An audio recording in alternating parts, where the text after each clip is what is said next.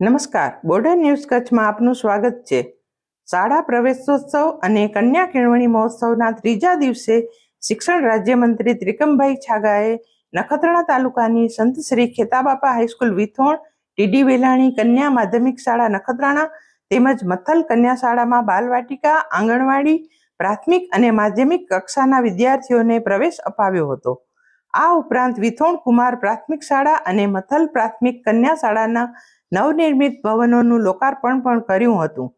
રાજ્યમંત્રીશ્રીએ જણાવ્યું કે વડાપ્રધાન નરેન્દ્રભાઈ મોદીએ મુખ્યમંત્રી તરીકે શાળા પ્રવેશોત્સવ અને કન્યા કેળવણી મહોત્સવની શરૂઆત કરીને દીકરીઓના શિક્ષણમાં ક્રાંતિકારી પરિવર્તન લાવ્યું છે. આજે દીકરીઓ વિવિધ ક્ષેત્રોમાં ઉત્તમ પરિણામો મેળવી રહી છે અને શાળાઓમાં ડ્રોપઆઉટ દરમિયાન નોંધપાત્ર ઘટાડો થયો છે. તેમણે ગુણવત્તાયુક્ત શિક્ષણને આજના યુગની સૌથી મોટી જરૂરિયાત ગણાવી હતી. તેમણે જણાવ્યું કે રાજ્ય સરકાર આધુનિક સુવિધાઓથી સજ્જ શાળાઓ, સ્માર્ટ ક્લાસરૂમ, પ્રયોગશાળાઓ, લાઇબ્રેરી તથા લાયકાત ધરાવતા શિક્ષકોની ભરતી દ્વારા વિદ્યાર્થીઓનું ઉજ્જવળ ભવિષ્ય ઘડી રહી છે. રાજ્યમંત્રીશ્રીએ નવનિર્મિત શાળા ભવનોનું નિરીક્ષણ કરી કમ્પ્યુટર લેબ, ડિજિટલ ક્લાસરૂમ સહિતની સુવિધાઓની પ્રશંસા કરી હતી.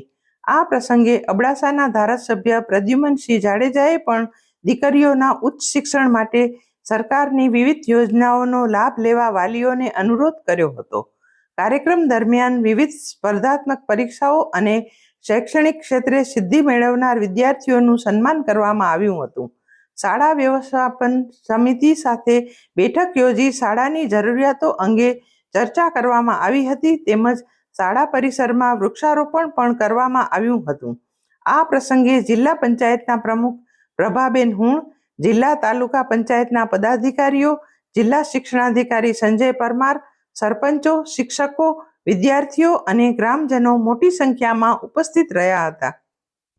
આ વિડીયો લાઈક કરવા અને શેર કરવા વિનંતી છે.